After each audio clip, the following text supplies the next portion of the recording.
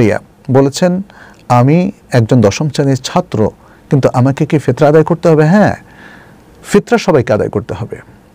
ফিতরা যে বাচ্চাটা প্রসব লাভ করলো, অর্থাৎ জন্ম লাভ করলো, একদম ছোট্ট শিশু, তারও জাকাত দিতে হবে, জাকাতুল ফিতর দিতে হবে। এবং সেটি আমরা বুখারী মুসলিমের সেই প্রখ্যাত হাদিস, যেটি আব্দুল্লাহ ইবনে ওমর রাদিয়াল্লাহু তাআলা আনহুমা থেকে বর্ণিত, সেটা থেকে পাই।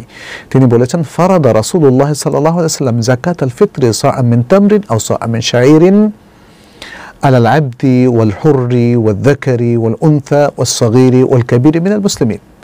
রাসূলুল্লাহ সাল্লাল্লাহু আলাইহি ওয়াসাল্লাম যাকাতুল ফিতরকে ফরজ করে দিয়েছেন 100 পরিমাণ খেজুর অথবা 100 পরিমাণ শাঈর,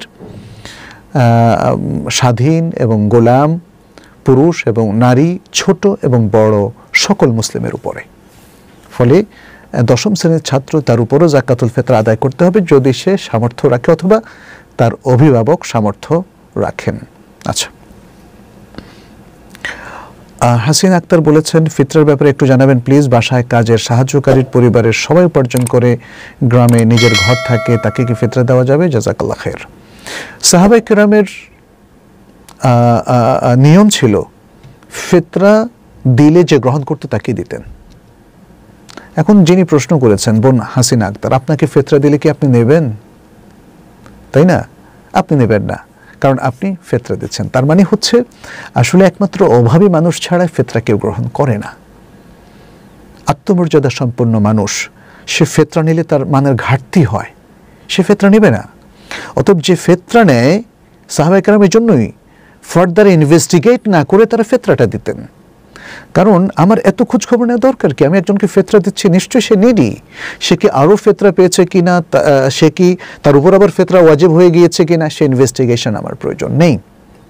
আমি ফিতরা যাকে দিলে, যে গরিব দুঃখীদেরকে, দুস্থদেরকে অথবা আয়াদেরকে দিলে কিংবা বুয়াদেরকে দিলে তারা নেয়, তাদেরকে দিতে কোনো অসুবিধা নাই। তবে এটাও ঠিক, বিশুদ্ধ মত অনুযায়ী ফিতরা সামর্থ্যবান সবার উপরে ফরজ, সবার উপর ফরজ যারা ফিতরা দিতে পারে।